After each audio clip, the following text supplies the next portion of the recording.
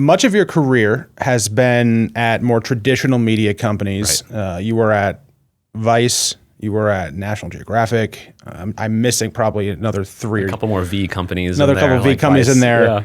And then you made this massive jump, if you kind of will, to join a software company. Yes. Talk a little bit about the career and then that transition into basically building a media company within a software company where you don't have to make any money per se, quite like you do at a traditional media company. Well, you definitely got to make money, but I'll get to that in a second. All right. But you're right. My whole entire background is traditional media. So I moved to New York with the aspirations of writing for a site. At the time, it was like Gawker. I was like, yeah, I want to move to New York and write for Gawker. I love Gawker so much. And then I got here and I was like, oh, okay, it's kind of hard to like really make money in New York writing at the time whenever people were paying per post and like it was pretty poor pay. And I got into marketing. And that started at Vice. And as you mentioned, I went to Vox and then National Geographic and then Complex. And I've always just been like a student of media and passionate about media. It's like the thing that I live and breathe. It's my telenovela. And I've always really loved it. And I've been largely in audience development roles, really helping editorial side, revenue side come together and get more viewership, more engagement for the content that our awesome writers, editors, videos, producers were creating, but then also trying to find better ways of monetizing it for the business side. And loved it. I also, though, saw kind of the writing on the wall with traditional media models in that you're always chasing an impression. Like you're always trying to get as many impressions as possible because you charge a certain CPM and that's what you report to advertisers. It's in your media kit. And if impressions go down, CPMs go down, then you don't make as much money that month. And it just felt like there was maybe a different way to do media, like a more non-traditional way to do media. And I got the opportunity at HubSpot. HubSpot, as you kind of pointed out, it's a software business. We create products for marketers, for sellers, for customer success professionals, for business builders of all sizes, whether you're a small business or a multi-thousand person organization. But media has always been something that has kind of been a distribution engine. That said, what I think HubSpot really saw in the role, but also media in more like plain speak, is that it can also be a compounding way to grow intent for HubSpot by still creating really engaging, rich editorial, whether it's through video, podcast, or text, but to do it in a way that captures that intent and then hopefully convinces people to eventually become a customer of HubSpot. And so that's like at a very high level how we make money. But to me, it just felt like a better opportunity to not be chasing the hamster wheel of like impressions, but to really be chasing intent, like to be chasing high quality viewers, listeners, readers that might be in the market today, might be in the market 6 months from now for a new piece of software, and to continue to engage with them and push them further and down the funnel through all of our different content products. So talk a little bit about that intent. How, with the content you're creating, you've got three main, like you've bought three main kind of content portfolios with The Hustle, with Starter Story only recently, and Mindstream. How are you proving that intent out across all those different content types? Yeah, well, a big focus of ours is less information. Like to me, information is, it's not cheap, but everyone can report on information. You might have a different spin on it or a different perspective or a different approach to sourcing, but you can't really do something with that information. And our approach is really implementation. Like you hear about Claude Sonnet 4.6 and you want to then learn how to master it in 16 minutes. Or you are starting a business and you're a solopreneur and you have 0 employees, right? Like how do you think about raising capital and then launching your first product into the world and the go-to-market strategy for that? You're a seller and you're like new in your career and you don't know how to create pipe and you don't know how to close. Like all the content we create is to really help professionals excel in their careers and just do things that a lot of media companies aren't focused on from a B2B perspective. And so the intent is there whenever people watch our content, listen to our content, or read our content. Then the job there is to try to encourage them to take a deeper action. And so unlike traditional media models where that deeper action might be hopefully clicking on a banner ad or a pre-roll, the action we're asking people to do is to engage with a companion resource. So that might be, I mean, people call it lead magnets, they call it offers, but these can be anything from research reports to AI agents, to skills, to worksheets, to composites of information, but something that people have to give content information for to be able to receive. So the value has to be really high. And so they give content information to us, and then it goes through this nurture sequence, which hopefully then converts someone into a new customer for HubSpot. And so while the scale maybe isn't at the same size as like traditional media companies, though we are still reaching like a large amount of people, it's really about just the quality of the people that engage with us, and then hopefully nurturing that intent to all the way to them purchasing the product. So for the different content products that you offer, if I think about like a My First Million, is that more higher funnel versus something perhaps that might be a little bit lower? I mean, I've watched many episodes of Sam and Sean, and like, it's not, it's not like they're showing you how to like hands-on build. It's real the business. storytelling, just really about like cool things. But like, so was that more higher, bring them into the network and then go down? Yeah, it's interesting. The way that we measure our success, and this is going to answer the question, is we think about it threefold. So one is the demand portion that we just talked about. The other is the more like upper funnel awareness and consideration piece of it, which on a given month we're reaching about 50 million people through videos and newsletter unique opens and through posts read on our site. And that's great because that gives people awareness of HubSpot through different logo implementations and different offers that are integrated into the content. And then we do a model around equivalent value. So if you were to go buy that same inventory in the open market, if you're a direct response team or a brand team, it would cost you X. And so all those three things allow us to sit across all different parts of the funnel. So My First Million is a good example. I would say that sits somewhere like in the mid-upper funnel where you're right, it reaches a lot of people at scale. It still converts a lot of people, but on a per view ratio, less so than like you're more kind of like, hey, let me show you how to build a marketing plan template from scratch, because that's not My First Million at all. And so the idea is, if we think about the full marketing funnel, you've got those higher funnel to really kind of introduce HubSpot and what you do and why you matter and all that. Ideally, they convert to something, because that makes them an somewhat owned relationship. I don't love the phrase owned relationship. It just sounds possessive.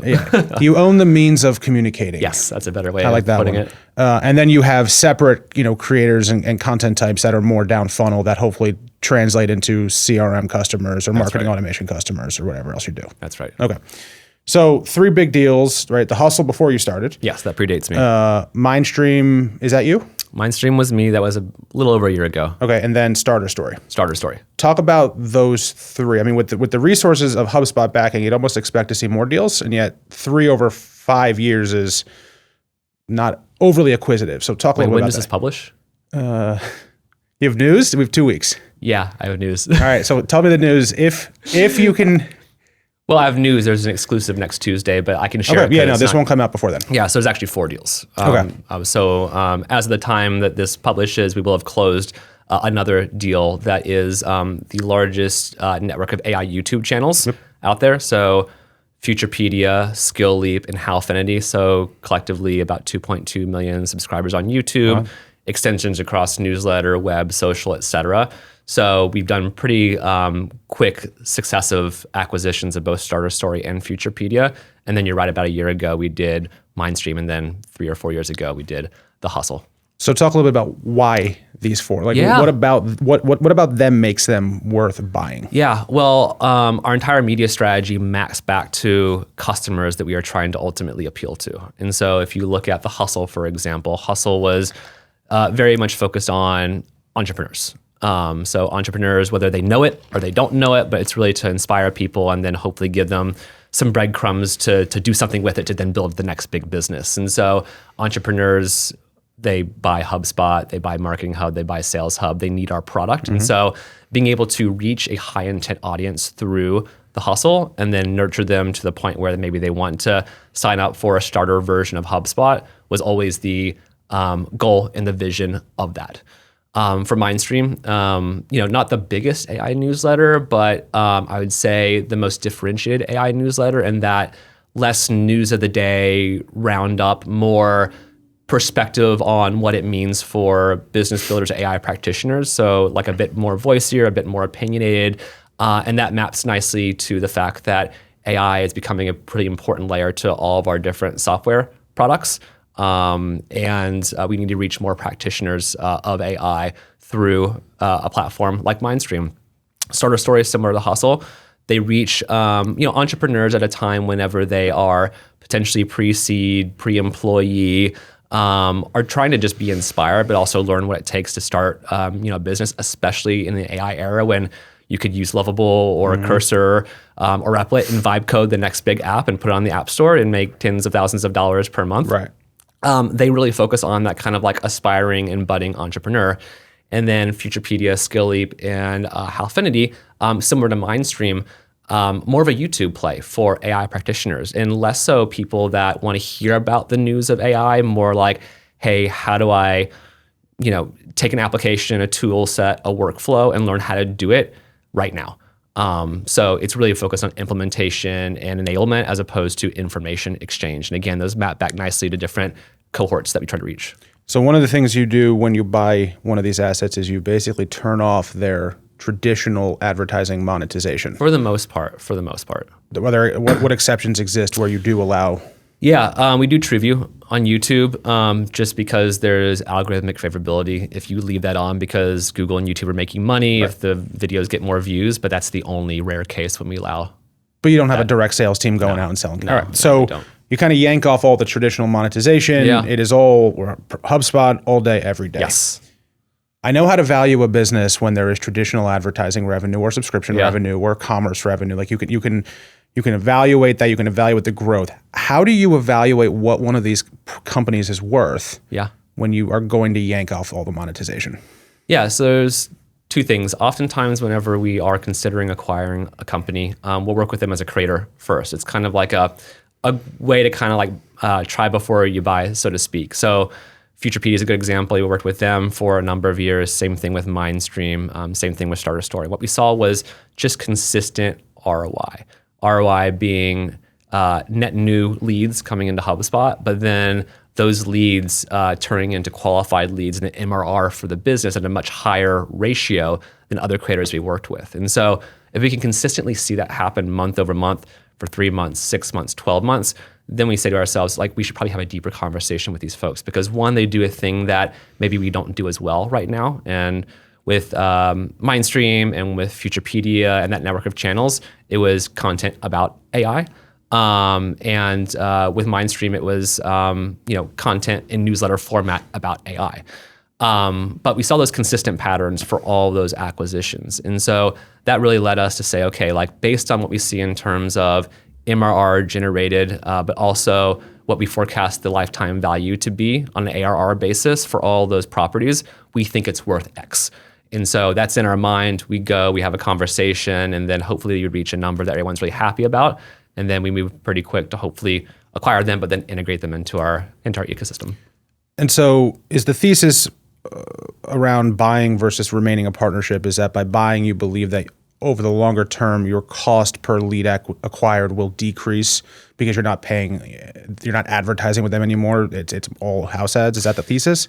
Yeah, that's partially it. It's also because, like, as you know, creators are becoming a hotter and hotter commodity every single month, every single year. And so their CPMs go up. It becomes really untenable to continue to try to work with certain creators that get bigger and bigger at the same rates you have historically. And so what that's also prevented us from doing is working with them across all their distribution touch points. Oftentimes we're focused on newsletter and YouTube, but they have Substacks, they have Beehives, they have social presences, they have multiple different YouTube channels. We don't really have access to that.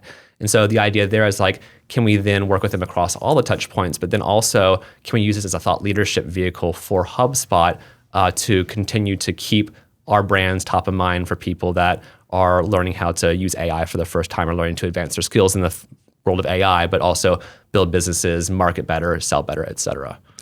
So for a creator thinking about perhaps HubSpot becoming a home for their thing, what makes them a good target for you? Yeah, so there's a couple things. Some criterion that we have is one, do you fit into a category that we are just like very focused on reaching more audiences within? So for us, it's this loosely defined entrepreneurship bucket. There's marketing, there's sales, there's AI, there's a couple of small ones, and those are like the core buckets for us. Two, if you are within one of those buckets, do you do it better than we do today? Or are you bigger than we are today within that? And so for Mindstream, the answer was yes. For Skill Leap and Futurepedia and Howfinity, the answer was yes. The second is are you big enough? So we have a certain threshold in terms of subscriber size for newsletter, or subscriber size for YouTube. Then finally, can you work with us long enough and consistently drive the same or better amount of revenue or ROI for us month over month to continue to make the conversation worth interesting and worth having for us? But I think more importantly, it's do you like working with us? We just really loved working with Pat and Sam over at Starter Story, with Adam and Matt over. Sorry. I was with Adam and Matt over at Mindstream, and they liked working with us as well. And what we saw there was they didn't really have the same access to the same resources that we do within HubSpot or HubSpot Media to be able to accelerate their growth. And so, as you know, one of the dirty secrets within newsletters is that, especially if your model is an ad-supported, impressions-based model, you're on this co-reg hamster wheel. You gotta spend lots of money. Media operators, they'll be spending 6 to 7 figures per month just trying to keep that number up because of churn, because of just the quality of the subs, et cetera. We're not really doing that because it's more about the quality and the intent as opposed to the size. And what that's allowed us to do is take on these creators, acquire them, but also apply more intentional media buys, the marketing engine of HubSpot Media, more production resources, event opportunities at inbound, et cetera, to be able to grow their brand, but also grow the brand of the product that they built. So you close on this deal. Yeah. What happens post deal? Talk a little bit about what integration looks like. Talk about what unlocks for them once these creators sort of join the network. Yeah. Well, what we don't try to do is try to turn these properties into mouthpieces for HubSpot. You just see the cautionary tales all the time. It's you acquire it and then it becomes this kind of shill for the company or the product that you're trying to sell. And overnight, you lose the trust in the audience that creator has spent years and years and a lot of hard work and capital building up. And so we try to leave it as editorially independent as possible, virtually editorially independent. The only thing that changes for us is the monetization model. Right. So we'll wind down affiliate revenue models, we'll wind down sponsorships. If there's a paid subscriptions business, we'll be very intentional around how we wind that down so that people that are still paying for the product still get the value that they are paying for before their payment lapses. But that's all that really changes. And what changes for the creator, though, is that they instantly join a team that is made up of a lot of just really smart, savvy folks on a data science level, on an AI level, but also a lot of people that come from media backgrounds. And so what I've tried to do over the last 3 years is bring on people that come from our background. So brought over people from Axios, from Morning Brew, from Condé Nast, from Vox, et cetera, to be able to bring a lot of the sort of media know-how and operations savvy that folks that sometimes grow up in software businesses don't necessarily have. And so they get access to that as well. They get more capital. So we find really good ways of just continuing to keep the products running business as usual, but then identify really smart ways to over-index an investment in areas that we think have the potential to grow if we were to give it more resources and more capital. And so we try to be really quick, but we also just try to give them the same kind of autonomy that they've had pre-acquisition. And how do you think about incentives post-acquisition? Perhaps I suspect when the initial deal happens, there's an obvious, stick around for X period of time. Yeah. But theoretically, I'm sure that when it comes to Sam, for example, you've renegotiated deals with him because my first million has been, I think, 5-6 years now. Been trucking along for a while. How do you think about the proper compensation? Is it a percent of MRR? Is it a percent of leads? You value each lead by X. How are you doing that? Yeah. So you're right. There's traditionally a holdback period, and that lasts for X many years traditionally. But oftentimes the thing that we're doing is we're going them against demand generation. It's just like the thing that oftentimes is the easiest North Star and the easiest leading indicator of success for us to measure. But then after the earnout happens, oftentimes the thing that we're trying to do is giving them more opportunity to grow professionally and personally within HubSpot. And so with Mindstream, for example, those founders have taken up on much larger responsibilities. So like Adam, for example, started Mindstream with Matt many years ago. He's now become a GM of our AI vertical and is working really closely with all of our different AI media products and those content leaders to ensure that there's cohesion across all of our AI media strategies, but that if we're doing something in one area, we're not reinventing the wheel over here, much like a traditional portfolio model or a pod model might work. And so that's one piece of it. The other piece is that we don't have very sort of draconian restrictions on like what you can do outside. And so we encourage people to like go off and build apps and start Substacks and like do things that allow them to grow personally outside go personally outside of HubSpot. And so that's really important to us. And we encourage the same thing with these founders as well.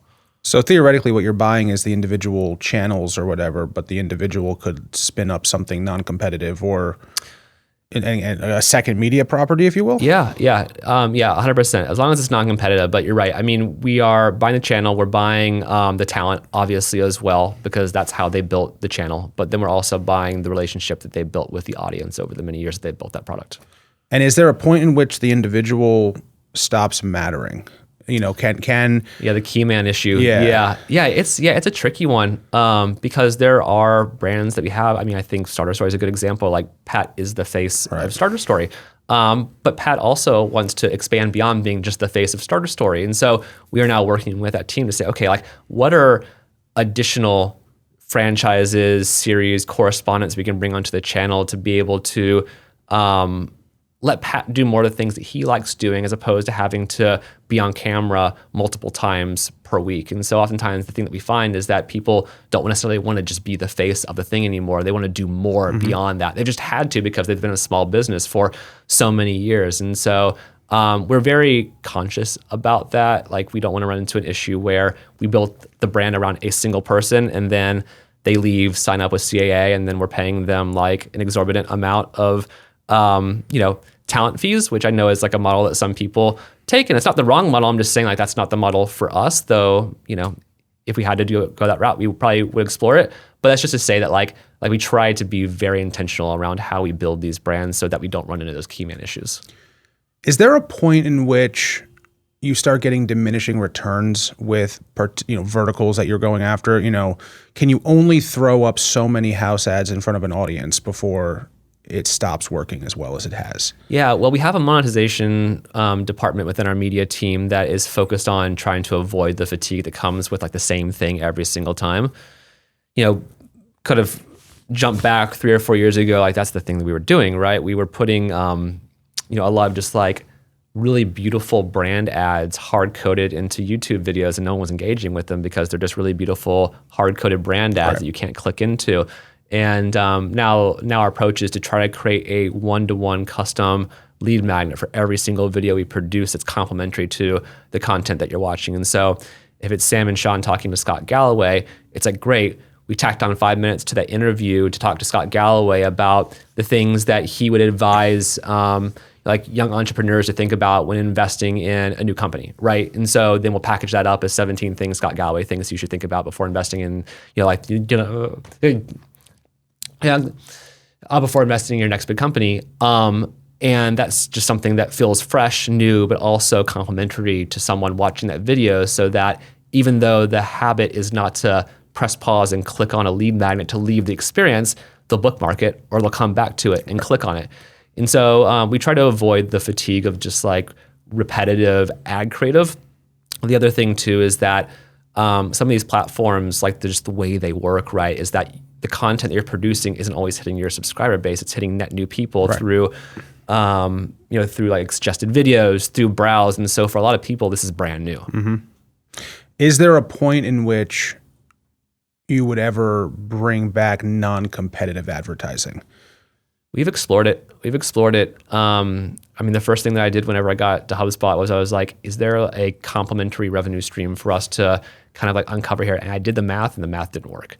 Just based on what I know about the economics of our media investment, both on a OpEx and a headcount investment perspective, I'm generating far more revenue based off of this model than I would be if I were to take on sponsorships, programmatic ad inventory, et cetera. Wow.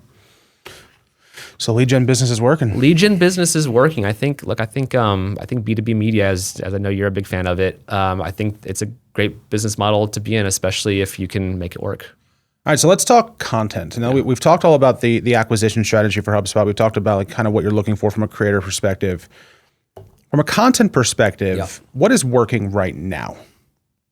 Yeah, so I answer it in a couple of different ways. One is going back to the conversation we had about content that's just focusing on people, like how people can get closer to an action as opposed to the answer to their question, right? And so a lot of what we're doing that we're seeing a lot of success in is like, it's not the flashiest productions sometimes, but it is the most helpful, right? It's helping people do something that they couldn't do before watching that video or reading that newsletter or listening to that podcast. And so we're seeing a lot of success there across all of those different content categories I mentioned.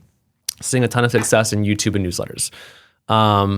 Newsletters just continue to be the channel and the strategy that just won't go away and continues to at least drive like really great returns for us. But I'd say even more so than newsletters, YouTube.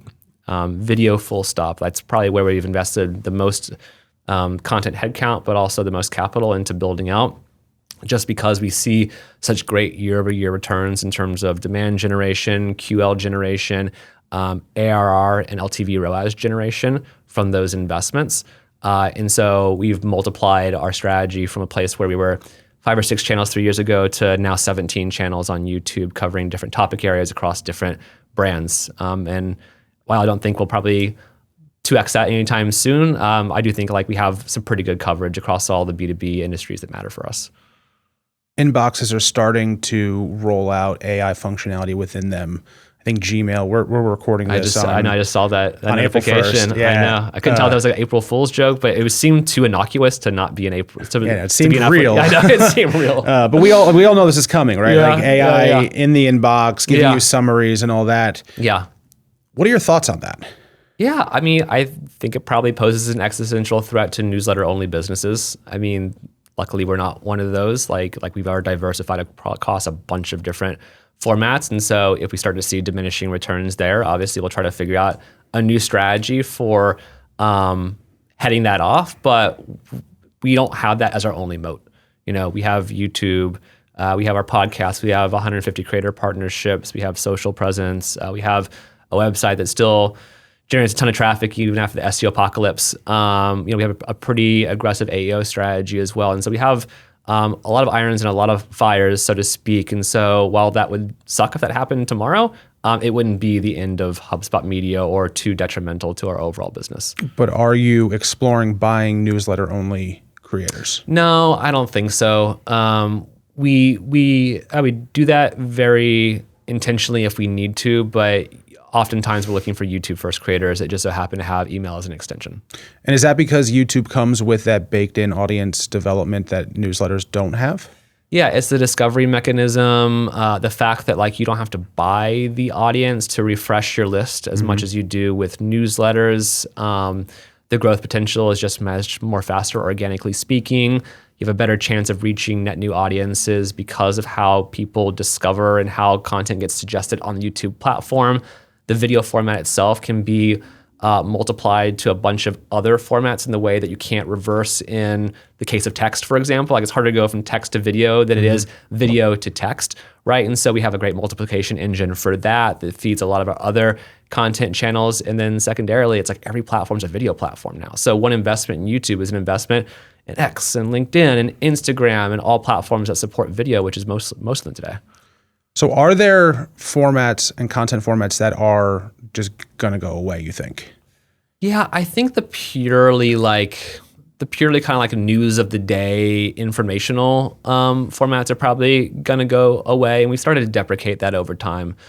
So for example, like a big focus of people, especially people that create SEO-based content, is not just creating SEO-based content, it's creating AEO-based content. Oftentimes AEO content creation is trying to be the answer before someone asks it within Claude or ChatGPT or Perplexity. And so a lot of what you're trying to do there is just be a lot more utilitarian and answer the question people are seeking out to be able to rank, as opposed to just sharing information that anyone else can kind of like replicate and commodify. And so a lot of that has already been pruned from our content strategy. There's still some examples where like it makes sense for us to talk about like big model updates, for example, like things that are really important for our prospects and our customer base to know about. But I would say 99% of it is the opposite side of that. So you've mentioned AEO a couple times. I have not yet found a good answer as to how you actually rank in these models. Have you? We've done a really good job at it. There's a lot of different levers there. So the first one is like restructuring your content. So, one sort of nuanced example is like headers for posts, right?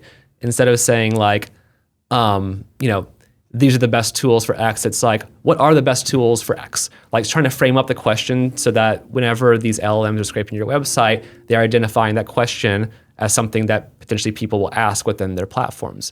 Another is that a lot of original research, a lot of market research, a lot of data points is really important as well. There's a whole markup as well that has to be recreated for each post to be able to be read by the LLMs. Backlinking authority still really matters a lot. And so a lot of this is still coming down to like, are you being backlinked, not in the traditional SEO sense, but from sources like Reddit, LinkedIn, Instagram, YouTube, those four oftentimes being like the biggest sources of authority for the LLMs. And there's a whole like litany of like other things you would be doing.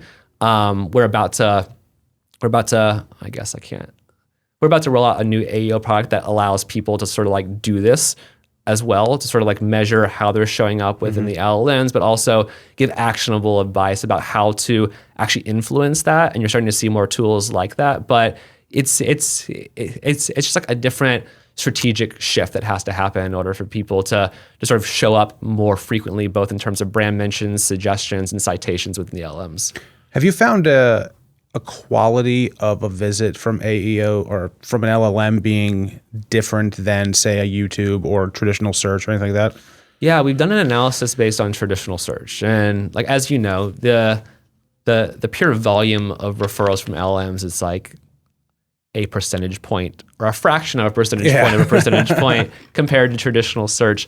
But the quality that we've seen is about 3x better than a traditional search visit. And so we're actually seeing 3x conversion from someone landing on a page and converting into a lead in a QL than we would traditional search, just based on the intent. Like people have already gone to the LLM, they're asking it because they've almost made up their mind. They just want like validation, or they want to like be told what to do.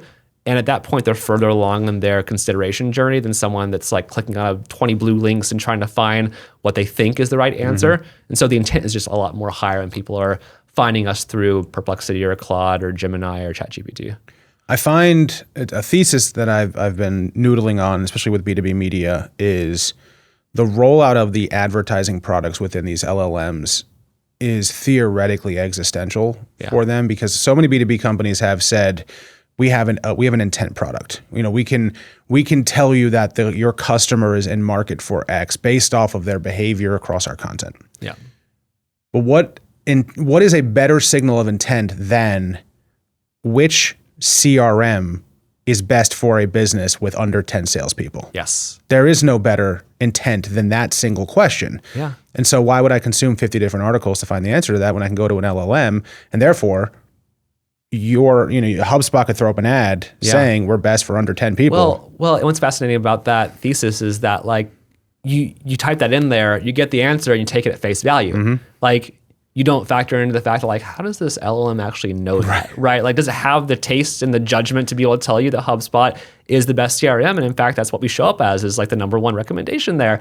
But you take it at face value. And so I think you're just seeing like a different kind of like behavior happening within people searching out and discovering and then acting on information within the LLMs that we ever saw through traditional search. How do you think about distribution of content?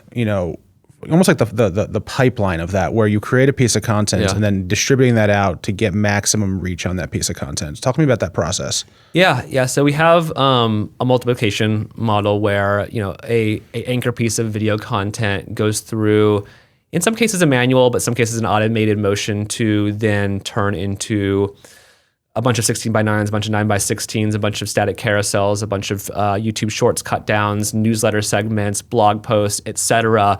And it's purely automated. And it's all based on thresholds. So like if that video gets X amount of views over a certain amount of time, it triggers a sequence, and that sequence then automates content production, hands it off to audience development leads, content producers for their channels, and then those content leaders then polish it, watch it down, read it down, make sure that there's like, a fair amount of QC that goes into it before it gets published. But then it gets published and it curbs the old production model, post-production model down quite significantly, where you would hand off a video asset to someone and then they would watch it down and find the things that they thought were going to be the most conversational, and then they have to ask the video producer to cut it, and then the video producer would cut it a week later, and then you get it, and then you publish it. And I feel like nowadays a lot of content creators or even just like marketers can now kind of take back a lot of what typically required a lot of people to do things, a lot of dependencies, and do it themselves,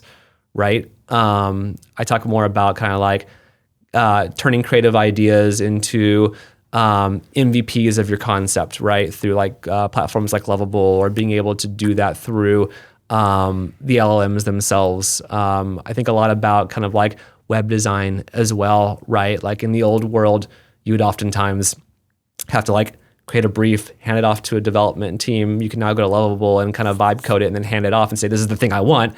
And then the team develops it, or oftentimes you just press publish, right? But going back to your question, we have both an automated motion where a single piece of content gets multiplied near instantly within a day and gets distributed to all the content leaders before it gets out and published.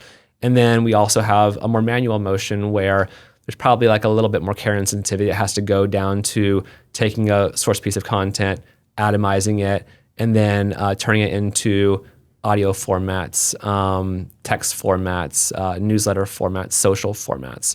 And so while we really focused on investment in video, that investment in video pays off in a multitude of different ways across a multitude of different channels. I mean, mostly by necessity, right? Like you got to be in all these different places right now because people's attention are scattered everywhere. And if you kind of like go dark for too long, people forget about you, or algorithmically you get penalized for it.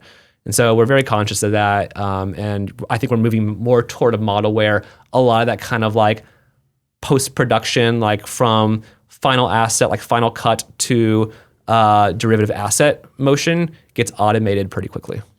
You mentioned at the top of the answer to that question, a threshold. Yeah. So is the idea that your team creates a piece of content. Yeah. You distribute that out on YouTube. You're waiting for it to hit X. Like a signal. A signal to say this is worth continuing to invest in. Is that basically what you're saying? Yeah, that's right. And so if it doesn't, you won't go through the exercise of creating shorts, creating newsletters, promotion, things like that? There's a bare minimum we will do there where we will promote it through our network. It just won't receive the same kind of treatment where it gets atomized into 20 different assets. And like, as you know, with these YouTube videos, sometimes they're slow burns, especially with like more search driven content where you'll publish something, get like 20,000 views, and then 6 months later, it'll like all of a sudden just skyrocket for no reason at all, except that for some reason YouTube decided that this was relevant to a lot of people searching out, how to do my AEO strategy in 2026. And so that threshold still exists then. And so things that maybe we produced 6 months ago oftentimes get that same treatment, but maybe months later. So your team your team is working on both net new content, but also content that could be theoretically months old. Yeah. That's interesting. And then the idea being, okay, the platform has decided this is relevant. Let's give it a big boost to continue keeping it relevant. That's right. Have you found any sort of, when content is new versus content is old, the impact on the lead gen component of business, or does it really not matter? You know what? It really doesn't matter. I would say probably the quality of the lead sometimes matters, because oftentimes people are probably consuming older content, and in the world of AI or even like marketing, like the content ages pretty quickly. And so if they're discovering something about social media best practices from 2024, it's like, it's not going to be useful for them anymore. And we're obviously like refreshing this and publishing new videos, but in those cases, sometimes you see like a smaller lead to qualified lead conversion rate than you would for fresher content that provides more value.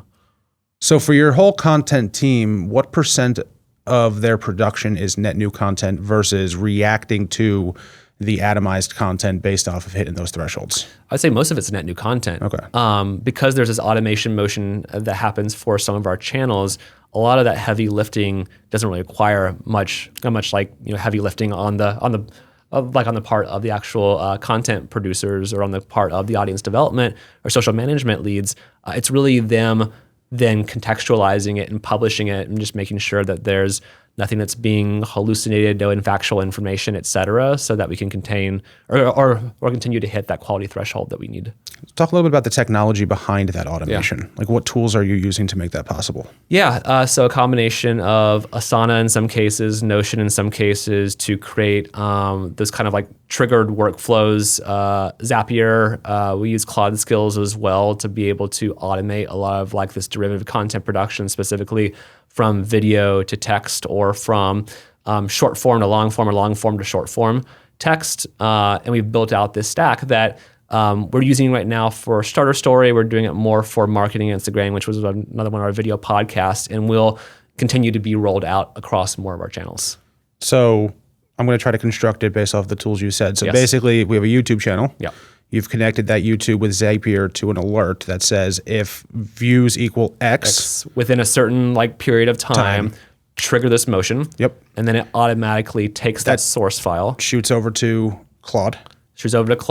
And then Claude then repackages it into a multitude of different assets that then get delivered out to all of our different content creators or social producers. For instances like Carousel, Canva does that for us automatically as well. But we're using like a bunch of different point solutions that allow us to either design it or cut it down from a video perspective. But a lot of the heavy lifting is done before it even reaches the inboxes or the Slack DMs of the people that ultimately then take it, polish it, contextualize it, and then publish it out. So the user gets an alert, right? Let's say I was on your team. I'd get an alert that said this video with Jonathan Hunt is crushing it on YouTube. Yep. And what the alert I'm getting is not that it's crushing it. It's here are the 15 content assets that have been created about this interview. I then watch that stuff or review it, make sure it's right. Yeah. And you decide if you want to publish it. Like in some cases, it might not make sense at that time for someone to publish that out into the world. 9 times out of 10 it does, but in some cases it doesn't. So there's not a mandate then for people to push out something that's going to potentially, impact engagement on their channels or alienate the audience. But the goal here is just to take a lot of the heavy lifting and a lot of the dependency out of the sort of like oftentimes laborious like post-production process and hopefully get it to a place where it's like almost good enough to go out. So the individual, though, is still the one publishing and scheduling and all that. Yeah, in most cases, there are some instances where we have 17 different YouTube channels. Like we obviously don't have 17 different people managing the social presences of it. And so there are some channels that are smaller where it automatically gets pushed out. There is like a QC element to it, just again, to make sure that there's nothing wildly inaccurate or like something that's misstated. But in some cases, it does get automatically pushed out. That's interesting. Are there other places within the content production ecosystem or the process that you are using AI? Yeah, a couple more places. So video localization is a big one as well. We have a lot of different markets. Half of our customer base is non-English speaking, non-North American.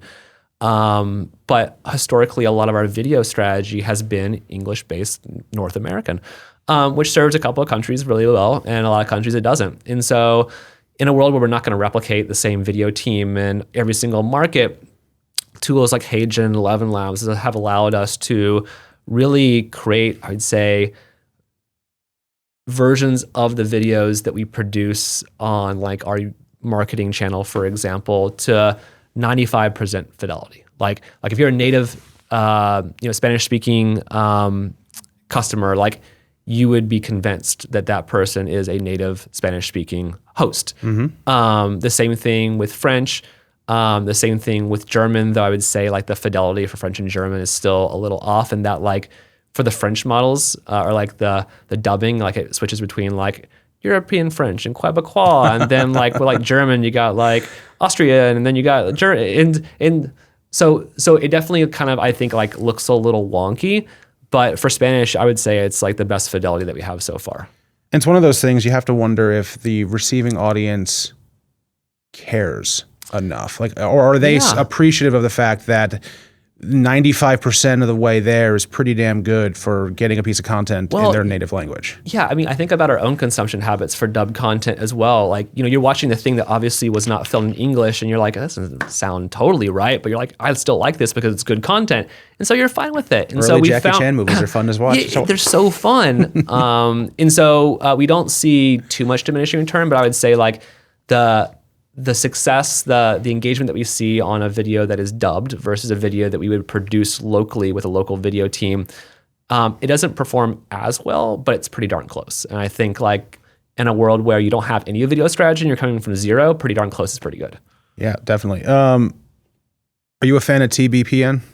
I am. Yeah, we've had those guys on My First Million. Yeah, they're what they've built. TBPN for the viewers. It's basically a 3-hour stream a day about tech. Yeah, and they just bring on like you name a tech. Yeah, the who's who. The who's who of tech, right?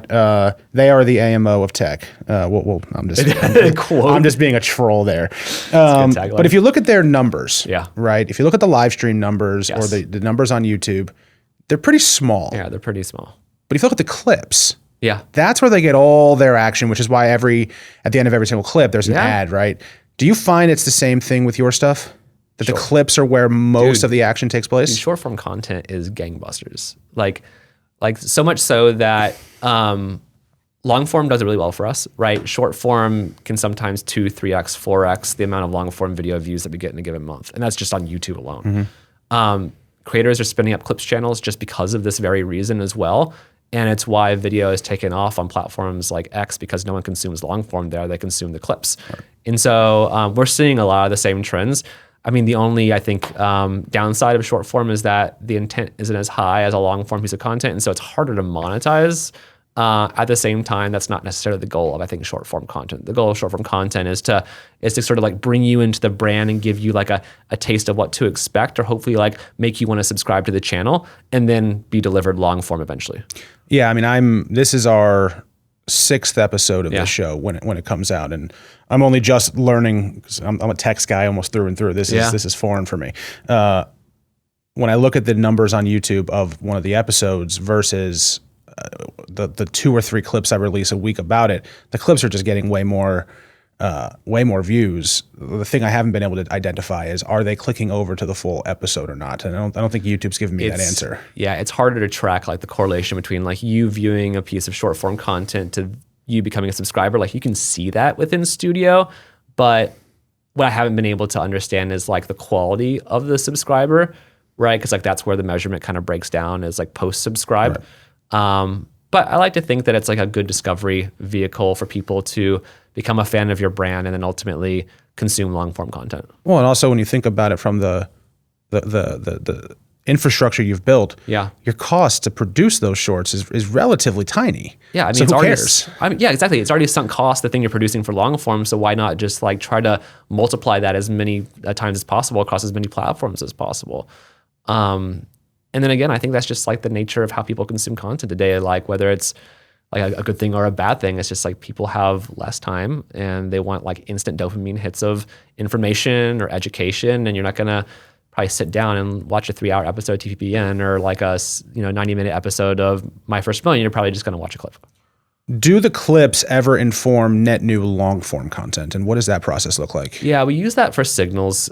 So it is part of like our content production intake process, where if we see signals of certain guests from short form, certain topics from short form, we'll use that as part of our development process. Like, great, should we try to like book that guest again for a different channel, or a similar guest, or someone that can speak on the same topic in a really smart way? And so we use it. We've also been having more and more success with like compilation episodes as well. So like thematically, it's like, great, I have 20 people that talk about what they did when they earned their first $1 billion. They're like, I'm going to create a 30-minute video about billionaires talking about what they did when they earned their first $1 billion, and those do really well.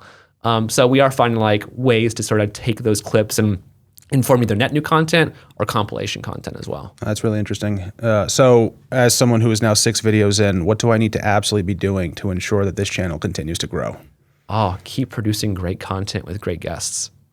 So it's really just great guests. No. I think great content, great guests. I think like using signals, both browse signals and search signals, is really important. The search being a slower burn, the browse being something that gives you instant, or not instant, but near instant lift. I think obviously like playing into current events and search habits is really important as well, which I just sort of described. And then I also think just like not over investing in one single platform, which it doesn't sound like you're doing. Like YouTube for us has been very successful, but it's not our only successful channel. Yeah, I mean, for me, I do a video here, right? Yeah. And this costs me what it costs me.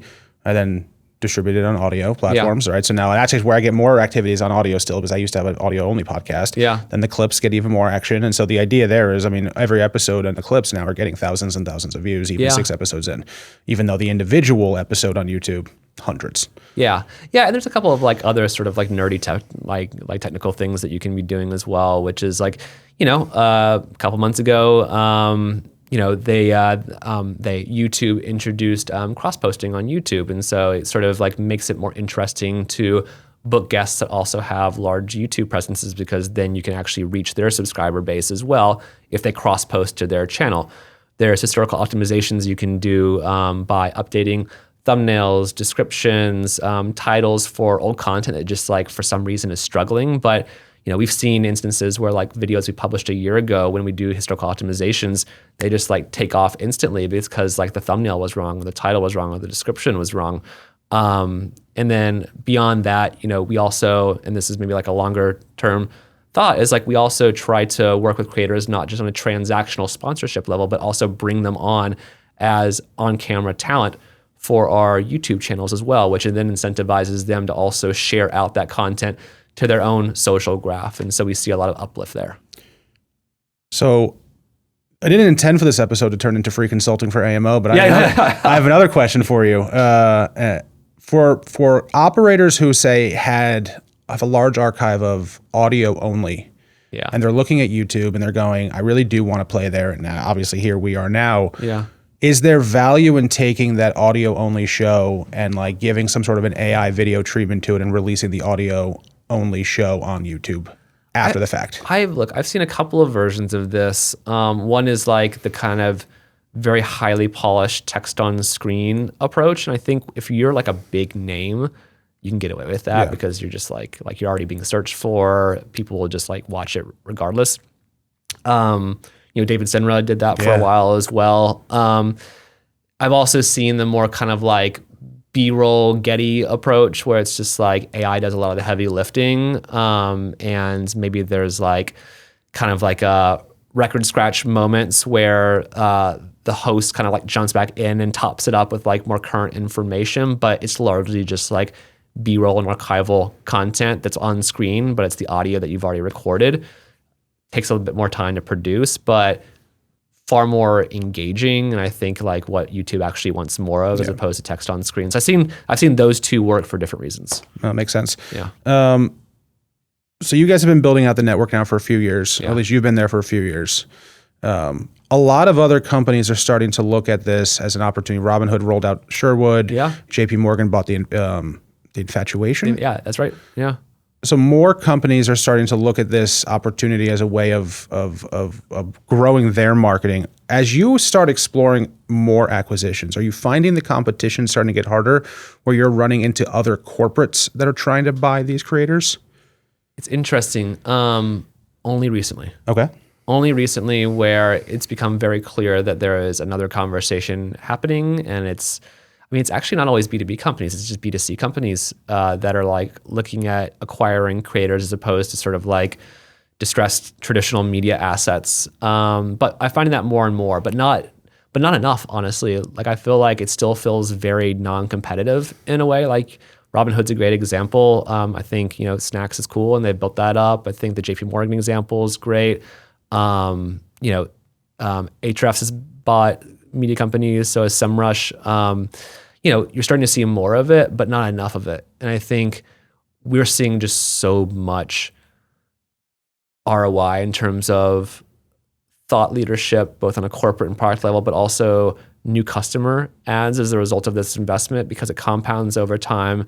It's not a one-off investment where with traditional media or traditional direct response, it's like you spend that dollar is gone unless it converts. And it's much easier to track across the entire funnel than traditional brand investments as well. And so for all those reasons, we continue to be really bullish on owned and operated media, whether it's ones that we build ourselves or ones that we acquire. So why do you think more aren't doing it then? I just think media can be hard. It can be hard to build yourself, which I think has been like something that has given a lot of, probably CFOs, a lot of CMOs, a lot of kind of pause because it's like by the time you build out something that's really taken off, could be a couple of years from now, a couple of years of like not spending on DR, which is that immediate dopamine hit, or brand, which like granted feels a little flashier sometimes. And so I think the commitment isn't there. I also think, they're not maybe measuring the efficacy of those media investments as well in a way that could actually make it make sense for finance teams or for marketers. And then I just think it's like it's still kind of novel in a way that like for you and me as people that come from traditional consumer media, it feels very like obvious. Like the things that we're talking about, it's very obvious, right? But I think for larger B2B companies, like even larger B2C companies, it is very foreign. So I think for all those reasons, you've probably seen a little kind of just like hesitation about dipping your toe into it. But I do think just like more examples like this will create a better market for more media companies being spun up within software companies or more acquisitions. No, that makes a lot of sense. Besides HubSpot and even besides corporates, right? Just you're a student of media. What other companies are doing particularly well, in your opinion, when it comes to this new era of creator-led content? Yeah, that's a really great question. Who are you a fan of?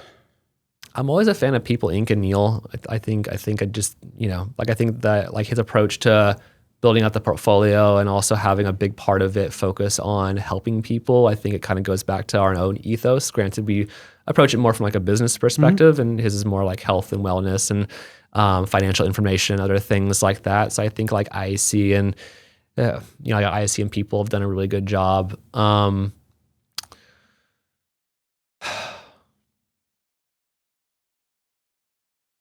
I don't know. I mean, are there any that you're seeing out there that are doing like a really good job? I mean, I think every media company right now is trying to answer the creator question. Yes. We're starting to see it pop up on, a little bit incrementally. Morning Brew is starting to go into it. They've got some. Yeah, that's right. Vox has got their podcast network, right? And so they're leaning hard into there. And, who knows if, that apparently is the asset that has the most value of that company right now, whether that's true or not, who knows? There are a lot of, NBC just did a deal with a former Wall Street Journal reporter where she left. She's Joanna Stern. Yeah. Right? So okay. tech. That's right. Yeah. Tech.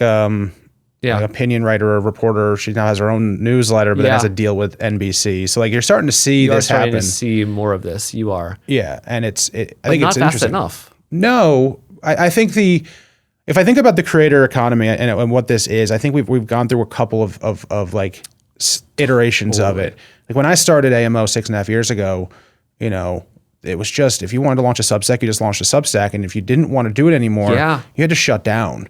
There was no buying anyone. There was none of that. I remember there was a person who wrote a Substack and was like, I'm so burnt out, I'm returning the money. Yes. Now we go to this second era where it's like the creator becomes in partnership with a media company, right? And so, you've got Vox has got a couple of those where they had, I can't remember the guy's name, Alex something, left The Verge, has a newsletter on his own, but still has a show with Vox. Alex Heath, right? I think so, right? So that's like this quasi like half in, half out sort of thing.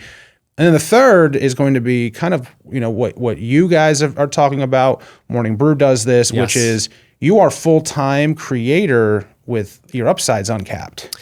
And I also think even like taking a further step back in like the chronology of creators, I feel like people have been burned by the idea of creators. I mean, you look at like BuzzFeed's model, like they were doing this a long time ago, but how they approached it didn't make sense for them, and ultimately those creators outgrew them and they just got tired of it and then gave up on it. And I just think there's like just been iterations of like creator programs to the point where maybe that's also part of the kind of like the agita and the skepticism is like, I've seen it before. It's kind of like video, right? It's like video's gone through so many iterations. It's like you had hands and pans for a while of just like how to make stuff. And then, it got like way too cost prohibitive and now it's gotten a little less. And like, I just think people have been burned by these formats and these strategies over the years to the point where they've just become like a little paralyzed by it.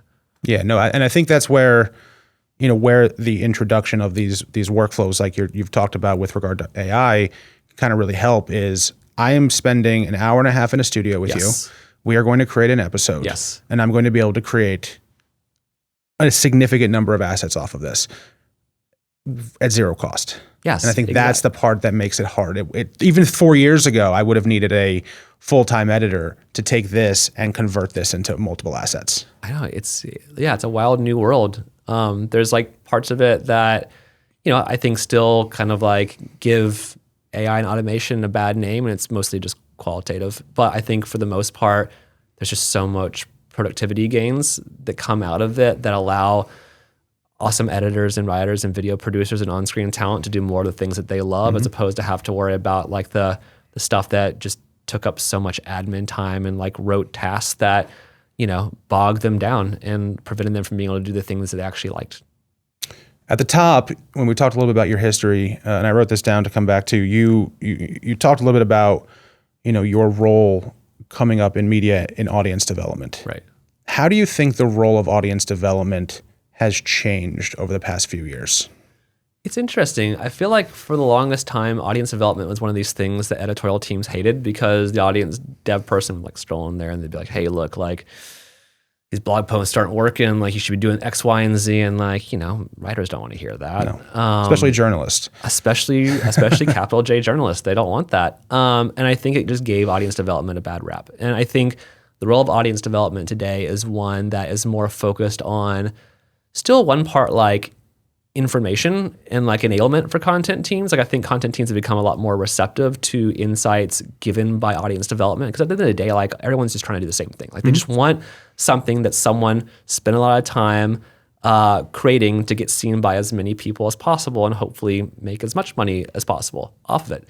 And so I think audience development can provide that resource to writers and editors and video producers and audio producers. At the same time, a lot of it now is focused on distribution and syndication. So kind of going back to our conversation around one investment in video shouldn't just mean one investment in one channel. It should be a thing that gets permeated across a bunch of different channels. Syndication, specifically organic partnerships and syndication, has been something that I've just seen take off even more so in previous iterations. In this iteration versus previous iterations of audience development, where now teams are really trying to create as many moats and as many channel distribution strategies as possible to be able to get that content seen by as many people as possible, even if they don't necessarily own the relationship with the audience or or control all the monetizations. Like one example is, we just did a syndication partnership with Yahoo Finance. So Yahoo Finance, I don't think about Yahoo that much, but they still do like 200 million visits per month. It's a ton of traffic. It's a juggernaut. And finance is like one of their crown jewels. They just launched a small business vertical, which is something that we produce a lot of content for. And so it just made so much sense for us to syndicate our content out to them, mostly because the economics of the deal were favorable to both of us. Like they care more about revenue generation off of sponsorships and ad impressions. We care more about those backlinks back to our properties that hopefully then convert people into leads for HubSpot. And so it was a win-win for everybody. And so it's things like that where I think odd dev teams are trying to find more of those kinds of opportunities. And I think the other thing is odd dev is really being transformed by AI, like building out systems like the one we just talked about, this AI automation workflow to, again, let creators, let content producers do more of the things they actually want to be doing as opposed to all of the sort of like blocking and tackling and admin and kind of like post-production stuff that they would rather not be doing. So they're really sort of spearheading that both from an AI automation perspective and building out those workflows, but also from a business intelligence perspective and providing those insights that content teams are looking more for. So when I look at the content that the categories of content that you create, right? You've mentioned small businesses, right, with Yahoo Finance, entrepreneurs, which is sort of a subset of small businesses that obviously scales up. We've talked a lot about AI, right? Yeah. 2 of those deals were AI in nature. It's very horizontal, right? Like AI works across every vertical that you operate in. True. Have you thought about verticalizing your content strategy? Like, have you gone and thought about, say, finding the absolute best creators in healthcare and just like going deep in healthcare? Or maybe that's not good for your verticals. Maybe it is. But like, have you thought about that? I mean, we have. Just need to bring this up because like I was literally just talking to our head of audience development about this yesterday because, you know, the B2B creator community, it's big, but it's not as big as the B2C creator community, though it is continuing to grow. And so you start to find that you've worked with a lot of the biggest B2B creators, and the ones that you haven't worked with are exactly that. It's like the landscape creator out of Dallas, Texas, or the pool installer, like all these people that probably use HubSpot or small businesses that need HubSpot. Granted, they're smaller. And so rather than acquiring them outright, I think how we would probably approach that is an evolution of our creator program where we identify a business sector, like, you know, one is like financial services, for example, and try to find like some of the best kind of like mid-size or micro creators within financial services, partner with them, see if we can continue to repeat the same success that we've seen with previous acquisitions. And then if it makes sense, build that into an owned and operated content vertical and start that way. But it's not off the table. It's just like something that hasn't necessarily been a need for us historically, but is a huge opportunity. Yeah, not just at some point it unlocks a whole different way of analyzing the information, that lower funnel information through the context of the software you provide. And it's more authentic, especially if it's like small business owner that's like a known quantity within their industry, talking to other small business owners that want to learn how to replicate that same success. It just lands harder than like big, sprawling macro business creator trying to tell you like what to do or how to do something. I want to end with the same 2 questions I ask every operator that comes on the show. So first, for other operators who are looking to have success, we've talked a lot about in my free consulting on my show, but who want to have success with their content in this kind of new era, or working with creators or making distribution work, what is some advice that you would give those operators? Yeah, start to do it. First of all, especially on the creator front, I think trust has definitely shifted in favor of creators versus monolithic media brands. If we've seen this, especially with like the role that journalists play in their relationship with people that follow them on Blue Sky or X or LinkedIn or like other platforms, but you're seeing this more with creators as well. And so I think really leaning into that as opposed to being precious about having like a media brand that you build up, working with those creators and eventually potentially bringing those creators into your fold is like a really great strategy to sort of lean into that trend that we're seeing. Another is letting creators kind of like drive. Like I think the kind of instinct for a lot of people working with creators for the first time is to try to control the editorial or dictate how things get integrated. You could do that. It's not going to work. It's going to look really bad and the audience is going to hate it. And we've seen that happen time and time again. And we don't do that because we've learned the hard way. But I think letting creators drive is extremely important. Like they know how to speak to their audience. You don't. So like work with them for that reason. On the content front, I think one of the biggest opportunities, but also the biggest bottlenecks is people's appetite to lean even harder into AI and speed. Like there was, like, I don't know if you saw that Jack Dorsey tweet, it was yesterday, day before. Anyways, he was kind of like laying out like what it takes to run a company today in this new AI era. And, he kind of like did like a whole like, it was this before, then it's this now, and this is what it needs to be.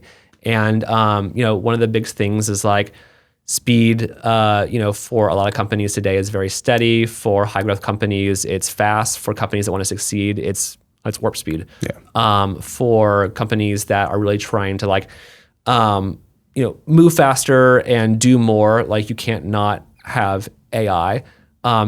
Risk tolerance should be just like a lot higher these days as well. Planning cycles have to be continuous. It's not quarters. It's not one-offs on like an annual fiscal. It's like every single day you should be iterating. Like it's all these principles that I think apply to content and media operations today as well. My second question is, what is something in this world or in your life that you are absolutely obsessed with? And it doesn't have to be work related. It can be personal, but what is something you're just obsessed with? Yeah.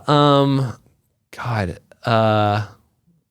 corny answer is my dog and my kids, but I really love like old computers and speaker equipment. It's just a thing that like I'm just like I'm a nerd about that kind of stuff. Like I have the very first laptop ever, and a laptop is not what your laptop looks like. Oh no, it's just like 50-pound thing that they have advertisements of people carrying as a briefcase in an airport, which seems horrible. But the screens are like this small, and it has like a 5.25-inch floppy drive, and obviously there was no battery in it. I have like a bunch of those, like an Apple Lisa, like all these sort of like just classic computers. My wife hates it because it just takes up so much space, but really into that. I love speaker equipment. Like I love just the reproduction of original audio in the way that either the artist intended it or that you felt like you were actually there in the same room with them. And so the issue with being like an audiophile is that you're always trying to find like the best reproduction, like the best way to reproduce that sound. It becomes a very expensive hobby very fast. And so I can't do that anymore.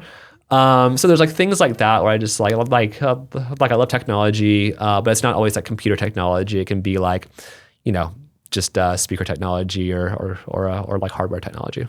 Dig it. Well, yeah. Jonathan, thanks for coming to the show. Cool, man. Thanks for the invite. Appreciate you. Yeah, thanks.